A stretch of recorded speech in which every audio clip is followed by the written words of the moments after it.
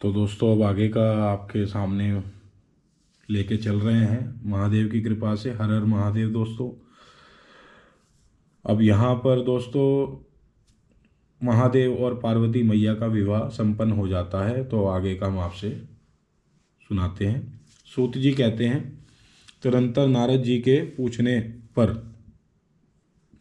पार्वती के विवाह से विस्तृत प्रसंगों को उपस्थित करते हुए ब्रह्मा जी ने तारकासुर की उत्पत्ति, उसके उग्र तप, मनोवांछित वर प्राप्ति और देवता और असुर सबको जीतकर स्वयं इंद्रपद का प्रतिष्ठित हो जाने की कथा सुनाई। कि तारकासुर ने जो है उग्र तप किया, मनोवांछित वर प्राप्ति करी और देवता और असुर सबको जीतकर यानी कि सब पर विजय कर ली। ठीक है, खुद वो असुर था किंतु जो है उसने देवताओं पर भी विजय कर ली और जो उससे साथ के जो और असुर राजा थे उनको भी जीत लिया और इंद्र पद पर प्रतिष्ठित हो गया, यानी कि इंद्र का काम स्वयं करने लगा। तब पश्चात ब्रह्मा जी ने कहा, तारकासुर तीनों लोकों को अपने वश में करके जब स्वयं इंद्र हो गया तब उसके समान दूसरा कोई शासक नहीं रह गया।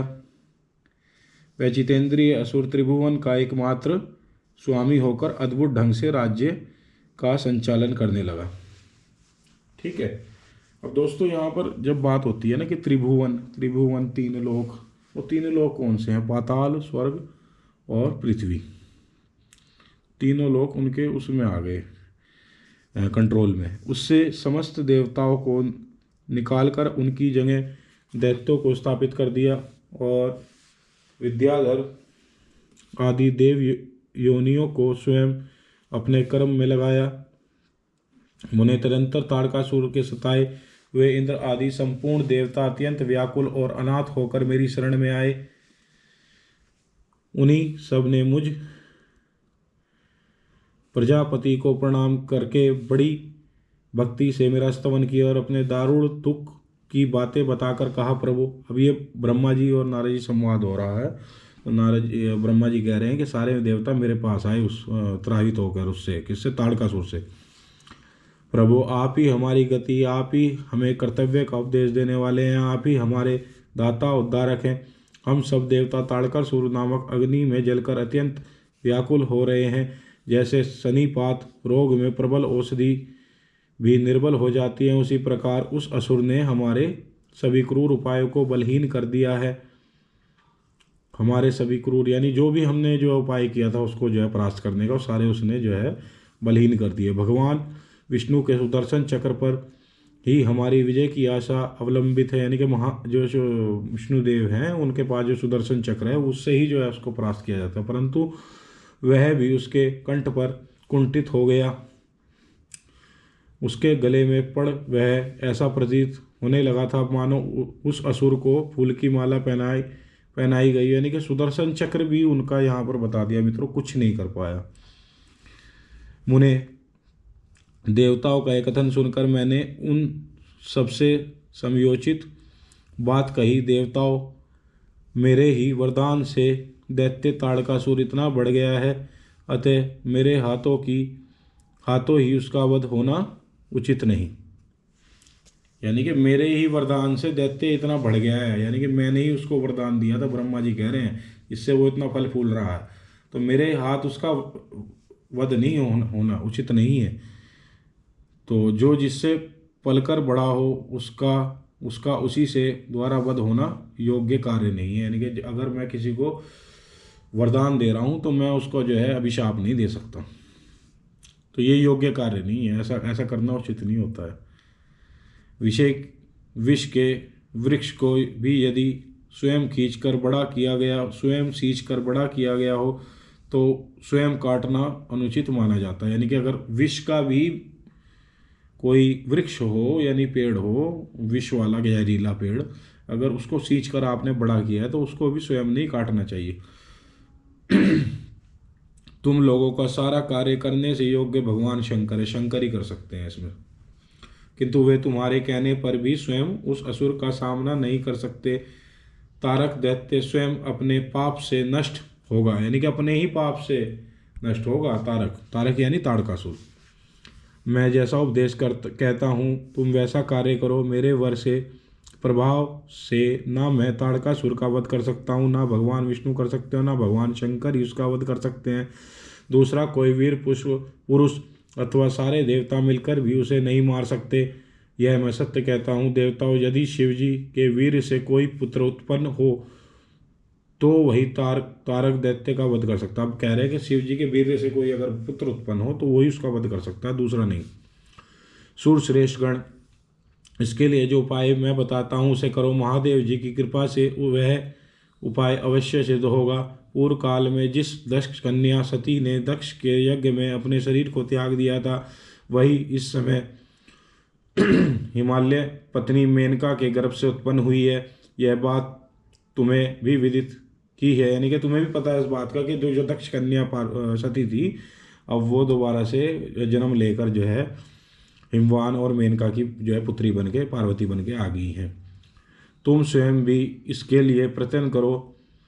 तुम अपने यत्न से ऐसा उद्योग करो जिससे मेनका कुमारी पार्वती भगवान शंकर अपने वीर का आधन जिससे मेनका कुमारी पार्वती में भगवान शंकर अपने वीर का आधान कर सके, यानी कि उनका बच्चा हो सके, यानी कार्तिकेय भगवान जो है स्थिति में आ सके। भगवान शंकर उद्धर्व रेता है, उनका वीर ऊपर ही और उठा हुआ है, यानी कि ऊपर की ओर उठा हुआ है का मतलब समझ रहे हो यहाँ पे दोस्तों। यहाँ पर ऊपर की तरफ उठा हुआ उद्धर्व रेता कहा गया है। जैसे जब हमारे जो मूलाधार चक्र से जो है सहस्त्रार्थ चक्र तक जब हम जो है अपने मन को ब्रह्म में लीन करते हैं, एकाग्र करते हैं, तो हमारा जो वीर्य है वो नीचे से मूलाधार से जो है ऊपर उठ के वो ऊपर की तरफ सहस्त्रार्थ की तरफ चला जाता है। तो यहाँ ये बात कही गई है, भगवान शंकर उद्धर्व रेता कि महादेव का जो वीर्य है मूलाधार से जो है ऊपर की तरफ सहस्त्रार्थ तक गया हुआ है। तो महादेव शंकर उद्धर्व रेता है, उनका वीर्य ऊपर की ओर उठा हुआ है। उनके वीर्य को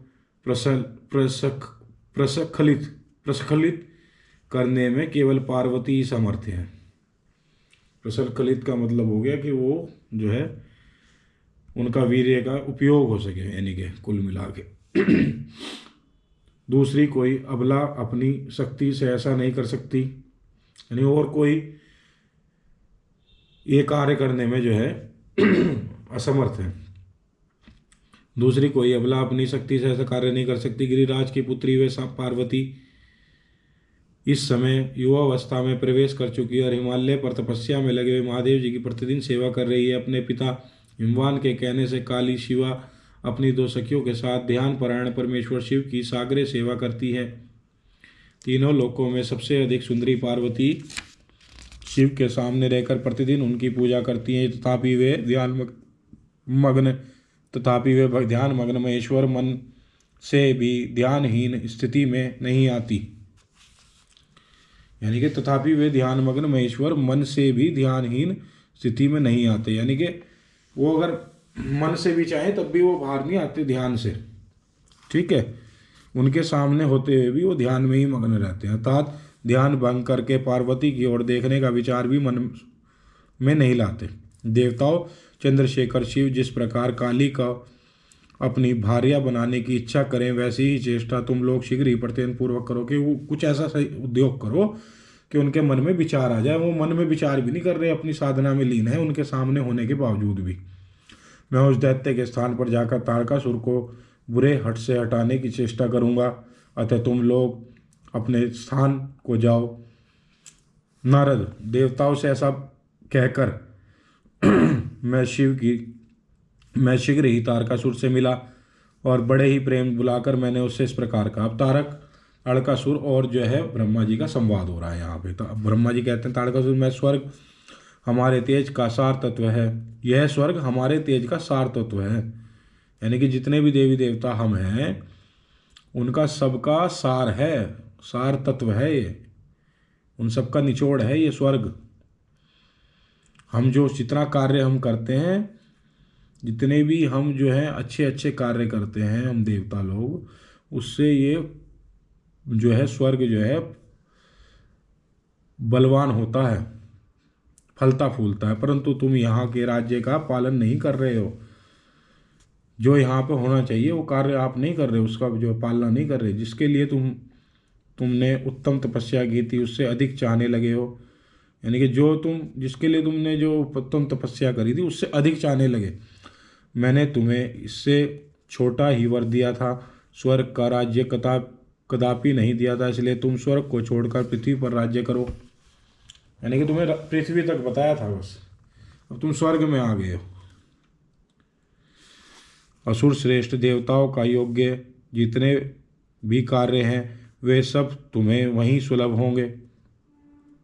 ठीक है, देवताओं के योग्य जितने भी कार्य हैं वे सब तुम्हें वहीं सुलभ हो जाएंगे, वहीं मिल जाएंगे, तुम्हें वहीं रहकर कार्य कर सकते हो तुम। इससे अन्यथा विचार करने की आवश्यकता नहीं है। ऐसा कहकर उस असुर को समझाने के बाद मैं शिवा और शिव का स्मरण करके वहाँ से अदृश्य हो गया। यानी कि दोस्तों असुर जो हैं वो शुरू से ही जो है चाह रहे हैं कि भाई देवताओं का कार्यभार उनके पास आ जाए, और वो चाहते हैं कि भाई जो है हम देवता बन जाएं।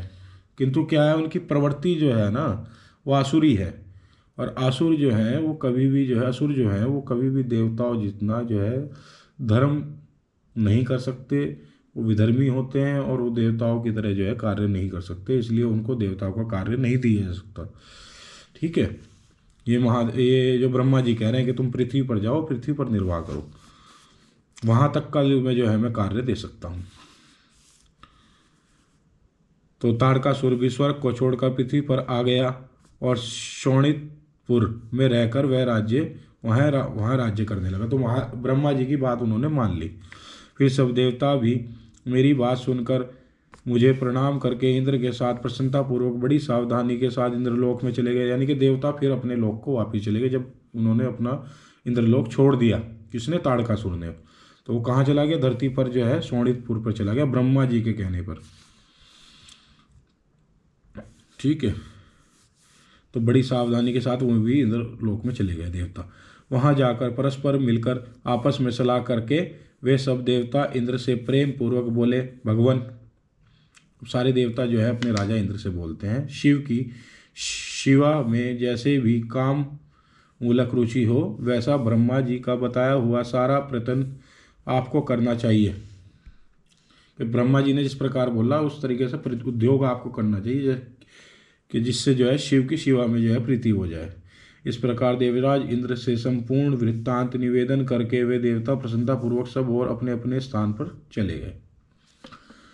अब दोस्तों इस अध्याय में जो है ये बताया गया है कि भाई देवता ये जो असुर है, एक ताड़कासुर नामक जो है, तारक नामक जो असुर है, वो चाह रहा है कि भाई मैं जो है तीनों लोगों का वो बन जाऊं, सारा देवताओं का जितना भी कार्यभार है वो सब मैं जो है अपने नाम करा लूं। किंतु क्या है, वो असमर्थ है, क्योंकि उसकी जो है प्रवृत्ति, उसकी जो है प्रकृति देवताओं जैसी नहीं है, वो असुरी प्रकृति का है। तो उस कारण वो जो है वो देवताओं का कार्य नहीं कर सकता। वो योग्य नहीं है। ठीक है, इसीलिए देवताओं को देवताओं का कार्य दिया हुआ है और असुरों को असुरों का कार्य दिया गया है ब्रह्म द्वारा। ठीक है, तो लेकिन क्या है कि हमेशा असुर जो चाह रहे हैं, ताड़कासुर की बात नहीं हो रही दोस्तों, और भी अन्य जितने भी असुर हैं वो भी यही चाहते हैं हमेशा से कि भाई जो है हम जो है देवताओं का जितना भी कार्यभार है अपने नाम करा लें।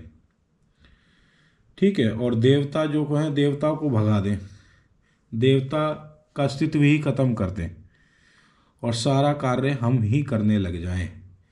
तो ये बात यहाँ पर जो है सीधी सीधी इस ग्रंथ शिव पुराण महापुराण के द्वारा भी ये बात बिल्कुल साफ हो जाती है कि जो है दैत्य जो है हमेशा से इस जो है पृथ्वी लोक पर, और जो ऊपर के लोक हैं और जो नीचे के लोक हैं, उन सब पर जो है अपना जो है अधिकार जमाना चाहते हैं। धीरे धीरे धीरे धीरे हर लोक पर, हर देवता के लोक पर अपना अधिकार जमाना चाहते हैं और पूरा साम्राज्य अपना चाहते हैं। त्रिभुवन और त्रिलोक उन्हें ही कहा गया है दोस्तों, जितने भी ऊपर के लोग हैं, जितने नीचे के लोग हैं, जो एक पृथ्वी लोक है बीच का। किंतु ये कभी भी कोई भी राक्षस और दैत्य पूर्व समय में भी करने में असमर्थ रहा है। ठीक है, तो आशा है मेरा ये शिव पुराण का जो अध्याय आपको ज्ञानवर्धक लगा होगा। ऐसे ही नए उसके लिए नई वीडियो के लिए आगे बने रहिएगा। तब तक के लिए धन्यवाद दोस्तों।